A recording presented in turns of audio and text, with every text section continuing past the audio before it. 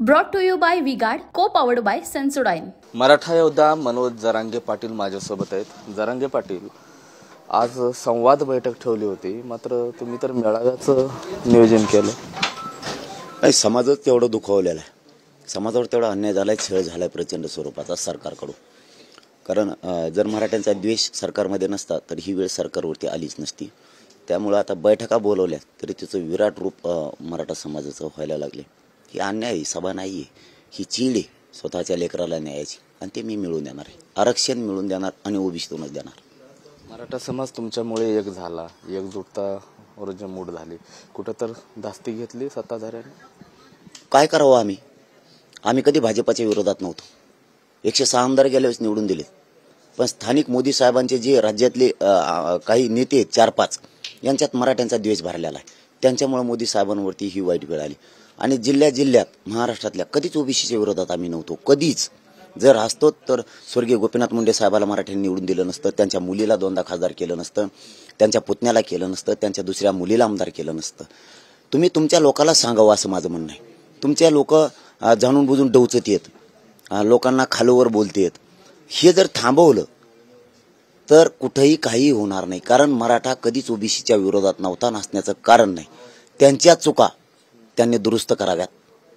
काहीही होत नाही. मराठा जर विरोधात असता तर इतक्या वेळेस निवडून दिलंच नसतं. आता तुम्ही जर जाणून बुजून मराठ्यांच्या वाटात जाणार असला तर मराठा तुम्हाला सहकार्य करणारच कसं काय.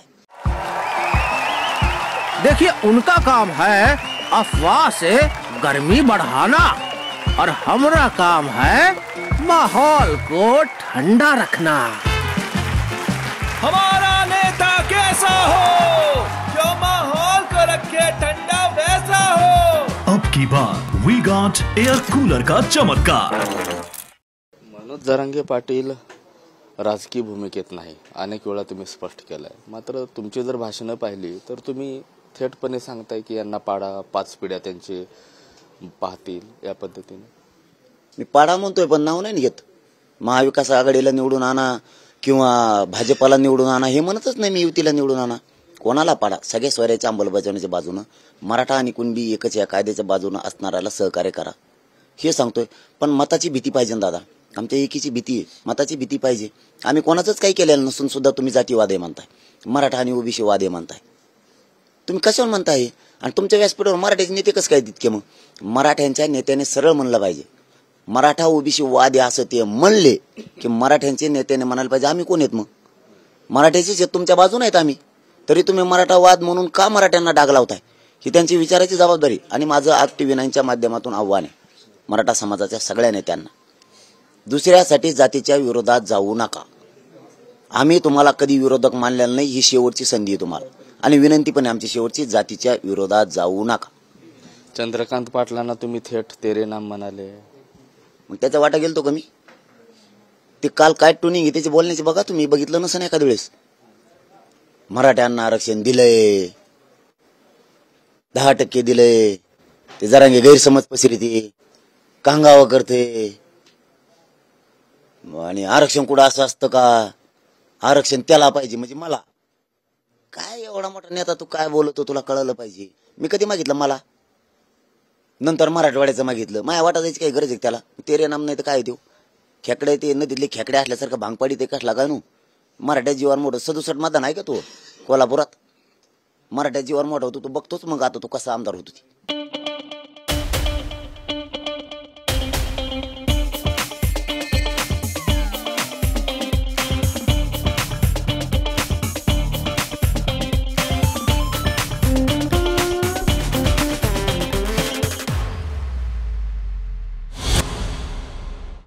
छगन भुजबळांचं नाव नाही घेता तुम्ही म्हणाले कुठं ध्यान करायला गेले, चष्मा कसला घालतोय? मग कशाला वाटत जायचं? आमच्या काही गरज होती का? आरक्षणाला ओबीसीत येऊ देणार नाही म्हणणार कशाला? आमच्या ओबीसीत मराठ्याचं आमचं एक जीव आहे. गावखेड्यात आम्ही एकत्र राहतो, एकमेकाला चहा पाचतो, एकमेकाबरोबर आहेत आम्ही. कुठंच आमचं ओबीसीत काही झालं नाही, धनगरांचं आमचं झालेलं नाही, वंजारीचं आमचं काही झालेलं नाही. हे नेते द्वेष पसरतात विनाकारण आमच्या. काय गरज आहे त्याला म्हणायची ओबीसीत आरक्षण नाही? आता जर शेकडो वर्षाच्या नोंदी सापडल्या, तुम्ही मोदी साहेबा सुद्धा कन्फ्युज केलं राव. त्यांना सुद्धा सांगितलं तुम्ही की मागच्या दारातून आले पुढच्या दारातून आले. मराठ्यांच्या शेकडो वर्षाच्या नोंदी आहेत. आणि मोदी साहेब बी एवढे मोठे असून सुद्धा एक एवढा मोठा समुदाय आहे मराठ्यांचा, तुम्ही त्यांच्या विरोधात बोलता, मी ओबीसी धक्का लागून देणार नाही. आमचं आरक्षण असून सुद्धा तुम्हाला तर आयोगाने दिलंय, आमच्या नोंदी आहेत. आमच्या इतकं ओरिजिनल आरक्षण कोणाचंच नाही. आणि तुम्ही का बरं देशातल्या मोठ्याल्या जाती संपवायला निघालात? मराठा, पटेल असल, गुर्जर असल, जाट असल, यादव असतील, तुम्ही का संपवायला निघालात मोठ्याल्या जाती? आता कळाल तुम्हाला मोठ्या जातीच काय किंमत आहे. मराठा विरोधातच नव्हता, आता तुमच्या लक्षात आलंय मराठ्यांशिवाय महाराष्ट्रात पान सुद्धा आणू शकत नाही. जसं मराठा एकीकरण तुम्ही केलंय, तसं आताच तुम्ही म्हणाला की गुज्जर समाज आहे, पटेल समाज आहे. भविष्यात नेतृत्व करण्याची संधी मिळाली, तसं जर निमंत्रण आलं तर तुम्ही नेतृत्व कराल, राज्यातलं नव्हे तर देशातलं? मोठ्या जातीचं क्षेत्रीय मराठ्यांचं नेतृत्व नाही, पण मुलगा म्हणून काम करायला मी तयार आहे. त्यांचं तसं म्हणणं सुद्धा आहे. गुजरात पासून सगळ्यांचं म्हणणं आहे, हरियाणातल्या सगळ्या मराठ्यांचं म्हणणं आहे, पंजाबमधील सगळ्या शीख बांधवांचं सुद्धा म्हणणं आहे, मुस्लिम बांधवांचं सुद्धा म्हणणं आहे की तुम्ही काम करावं, तुम्ही इमानदारीनं काम करू शकता. झिंझिण्यांपासून त्वरित आराम मिळवा सेन्सोडाईन रॅपिड रिलीफ बरोबर. कर्नाटक सीमा भागातही गेला होता, बिदर असेल, बेळगाव असेल, जे महाराष्ट्र एकीकरण समिती लढा देते, त्या गावातही गेला होता तुम्ही? हो, माझा समाज जिथं जिथं ते जाणार. 42 लाख समाज आहे कर्नाटकमध्ये, थोडा नाहीये. बिहारमध्ये आहे, दिल्लीमध्ये, हरियाणामध्ये, राजस्थानमध्ये, मध्य प्रदेशला आहे, पंजाबमध्ये, त्यांच्या गुजरातमध्ये, गोव्यात पूर्ण आहे, आंध्र प्रदेशमध्ये आहे. एवढा मोठा समाज माझा असताना मी कसं काय उघड्यावर अन्याय होऊ देणार, त्यांच्यावर उघड्यावर पडू देणार? नाही पडू देणार. मी शेतकऱ्यांचे सुद्धा प्रश्न घेणार आहे. मला जर राजकारणात येऊ द्यायचं नसलं म्हणजे माझ्या समाजाला, मी नाही येणार, मी कधीच येणार नाही, मी लालशी नाहीये. तर यांनी आमचं सगळ्या सोयरीची अंमलबजावणी द्यायची. मराठा आणि कुणबी एकच एक कायदा द्यायचा. आणि देवेंद्र फडणवीस साहेबांना सांगतो आपल्या TV 9च्या माध्यमातून, हे मधले तुमचे हे पत्रवाळ्या गोळा करणारे बंद करा बोलायचे. हे तेरे नाम फिरे नाम हे असले, हे बंद करा बोलायचे. हे फटके तुमच्यामुळं मोदी साहेबाला बसायला लागलेत आणि यांच्यामुळं तुम्हाला बसायला लागलेत. आणि मराठ्यांच्याही नेत्याला सांगतो, सगळ्या पक्षातल्या, दुसऱ्यासाठी स्वतःच्या जातीच्या विरोधात जाऊ नका. लय दिवसांनी आपली जाती एकत्र झाली आणि देशात आणि राज्यात मराठ्यांचे लेकरं मोठी होतील असं आरक्षण मिळाले. 10% नाव डबल काढू नका. ते 10% दिलंय, 10% दिलंय म्हणून फसू नका. आत्ता नोकर भरतीत त्याचा उपयोग आमच्या पोराला नाहीये. कशाला दिलं ते? जातीवादी. पुन्हा एकदा सांगतो, आम्ही जातीवादी नाहीत. आम्ही ना कोणाला महायुतीला पाडा म्हणलो किंवा महाविकास आघाडीला पाडा म्हणलो. आम्ही विरोधात नाहीत. आमच्या लोकांवरती छळ थांबवा, अन्याय थांबवा, हे तुमच्या हातात आहे. नसता माझी सुद्धा जाती एकत्र झालेली आहे. आम्ही एकटेच 50-55%, मग आमचा नाविलाज आहे. नरेंद्र मोदी यांना बीडमध्ये यावं लागलं, महाराष्ट्रात मुक्काम करण्याची वेळ आली गोधड्या घेऊन, असं भाषणात म्हणाले तुम्ही. गोधडी चांगला शब्द आहे ना.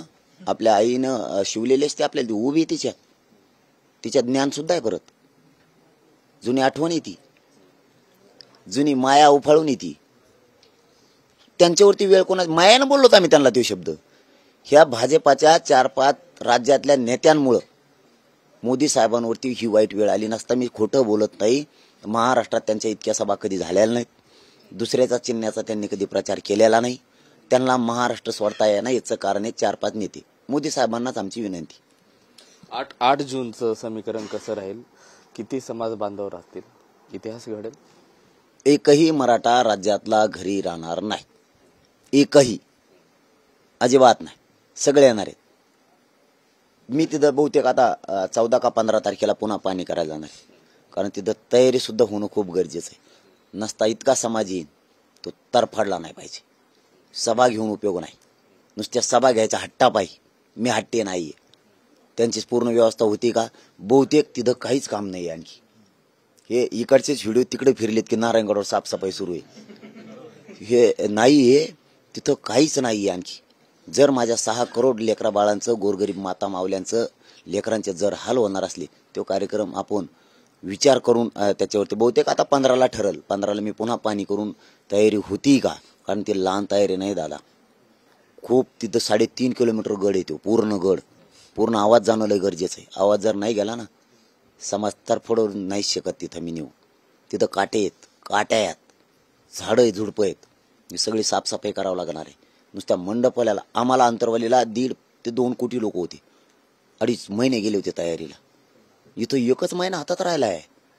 तिथं सध्या काहीच नाहीये तयारी. सभा की मेळावा इशारा ऐतिहासिक राहील. नाही, ती सगळ्या सोयऱ्याची अंमलबजावणी आणि मराठा आणि कुणबी एकच हे कायदा पारित करण्यासाठी. राजकीय एकही संबंध तिथं नाही त्या सभेचा. फक्त आपल्या माध्यमातून पुन्हा एकदा सांगतो, आम्ही जातीवादी नाही आहेत, आम्हाला राजकारण करायचं नाही, आमचं आम्हाला द्या, राजकारणाच्या मार्गावर आम्हाला जायचं नाही. आणि मोदी साहेबांना विनंती आहे, तुमच्या नेत्याला समजून सांगा, त्यांच्यामुळे तुमच्यावर ही वेळ आलेली, त्यांना समजून सांगा आणि मराठ्यांचा हक्काचं ओबीसीतलं आरक्षण द्या म्हणा. नसता पुढे याच्यापेक्षा आणखीन फजिती होईल. खोट्या केसेस करायच्या बंद करा, डावं टाकायचे बंद करा. तुमच्या काही नेत्यांना म्हणजे तुमचे जे पार्टनर आहेत, पार्टनर म्हणजे नसतात का डांबरी रोड बनविणारे, तसले सत्तेत आलेले पार्टनर, यांना समजून सांगा, अंधारातून एक बोलून जातीय तेढ निर्माण करू नका. आम्हाला शांतता पाहिजे. जातीय तेढ निर्माण होऊन असे भाषणं करू नका आणि आपण आपल्या जातीला जरा दापायचं शिका. एवढा संदेश द्या. मी माझ्या जातीला दापितोय, काही करायचं नाही म्हणून सांगतोय. आम्ही कोणाच्या विरोधात नाहीत, पण मराठा ज्याला पाडायचं त्याला ताकदीनं पाडणार, ह्या बारीनं सोडितच नाही.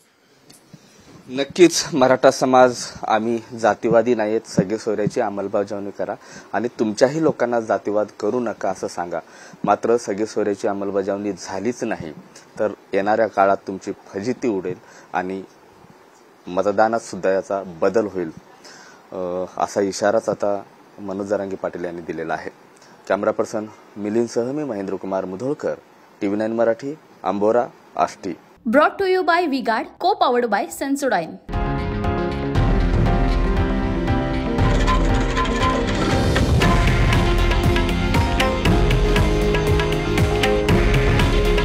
हे आहे देशातील नंबर 1 न्यूज नेटवर्क आणि आपण पाहत आहात TV9 मराठी. काळजी तुमची, हित महाराष्ट्राचं.